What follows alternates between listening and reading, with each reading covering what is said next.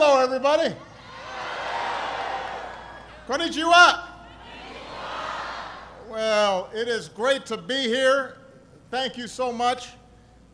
I got to tell you, during my visit to Japan, we are reaffirming one of the greatest alliances in the world between the United States and Japan, and I wanted to come by and just say thank you. Thank you to all the men and women in uniform. Thank you to your families, because you guys are the backbone of our alliance. Thank you, everybody. I want to thank Colonel Boucher, also known as Water Boy. I want to thank Sergeant Major Garza. I know that we've got a lot of folks in the house. We got some NCOs, staff NCOs. We got some officers, junior Marines. Okay. We've got some DOD civilians. And let's hear it from the family members. I want to thank our Japanese friends for joining us. Foreign Minister Kikawada, Mayor Fukuda, members of the Diet who are here, Admiral Sonoda, and personnel from the Japanese Self-Defense Forces.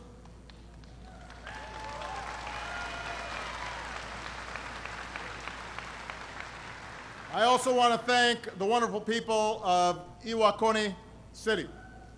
Your hospitality, serving Americans who are far away from home, means so much to our nation. On behalf of all of us, arigato.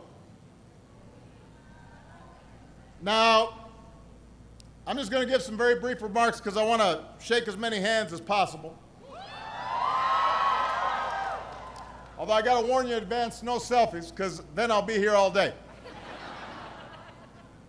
But let me just say that as President of the United States, I have no greater honor than serving as Commander-in-Chief to our men and women in uniform. You know, you serve and protect the American people. You promote peace and security around the world. And I especially welcome the chance to be with you as we enter into Memorial Day weekend, because it's a reminder of the risks and the sacrifices that are part of your job. And it's a reminder that we can never forget that we have to honor all of those who have given everything for our freedom. You know, as president, I've made sure that the United States is leading again in the Asia Pacific, because this region is vital to our shared security and prosperity. And that takes security cooperation. It takes trade agreements. It takes relationships built between people. And it takes the proud service of our men and women in uniform throughout the region, working with our outstanding men and women who serve the armed forces of Japan.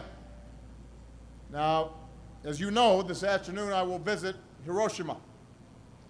And this is an opportunity to honor the memory of all who were lost during World War II. It's a chance to reaffirm our commitment to pursuing the peace and security of a war where nuclear weapons would no longer be necessary. And it's a testament to how even the most painful divides can be bridged, how our two nations, former adversaries, can not just become partners, but become the best of friends and the strongest of allies. We see the strength of our alliance on display right here. This base is a powerful example of the trust and the cooperation and the friendship between the United States and Japan. American Marines working side by side with Japanese self-defense forces to protect the peace and engage with our partners throughout the region and assist with humanitarian aid and disaster relief. You've responded to flooding in the Philippines and in Thailand. You've responded to devastating cyclones in Bangladesh. You played a critical role in relief efforts following the 2011 earthquake and the tsunami here in Japan. So together you have saved countless lives across the region, and we could not be prouder of that. Your service right here is rooted in the shared values of today's Japan and today's United States. The values of freedom, the values of democracy, the values of human rights, the values of rule of law. And as a result, our alliance hasn't just been essential to the security of our two countries. It's an indispensable source of stability and a foundation for prosperity in this region and around the world. You are the foundation of our quality of life. So I want to close with an incredible story that captures the essence of our alliance.